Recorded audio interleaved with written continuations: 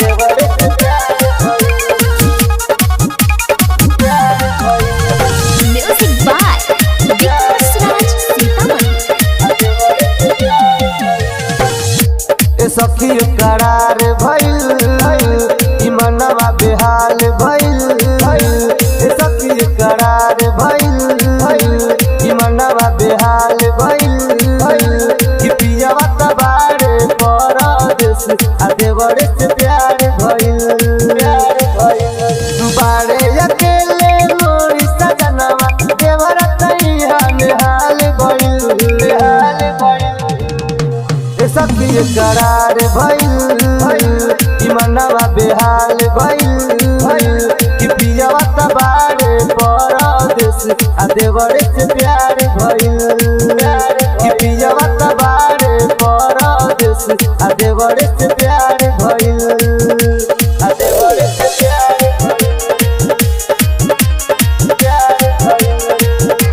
DJ विकास मटियार कला सीतामढ़ी। दिल में देवरे बसल सटे लागल पजरी हो। बड़ी जब माना चुमा लेबे लागे जबरी हो। दिल में देवरे बसल सटे लागल पजरी हो। बड़ी जब माना चुमा लेबे लागे जबरी हो। मोर बलमुआ के सोचल सपना लागत पूरा बेकार भइल। ए सखी करार भइल ई मनवा बेहाल भइल।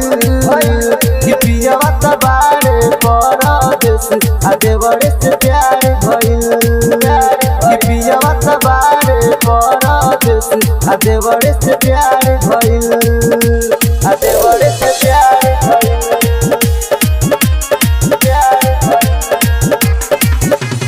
डीजे विकास मटियार कला सीतामढ़ी। पिया भाई सोनू जिंदगी बहरे बितावता। सरवन सवरिया देवरू फायदा खूब उठावता। पिया भाई सोनू जिंदगी बहरे बितावता। सरवन सवरिया देवरू फायदा खूब उठावता। लागे मनवा हमरो रे सखी कवनो न कवनो जोगार भइल। ए सखी करार भइल ई मनवा बेहाल भइल। कि पियवा तबारे परदेस आ देवरे से प्यार भइल। कि पियवा तबारे परदेस आ देवरे से प्यार भइल। SK music recording.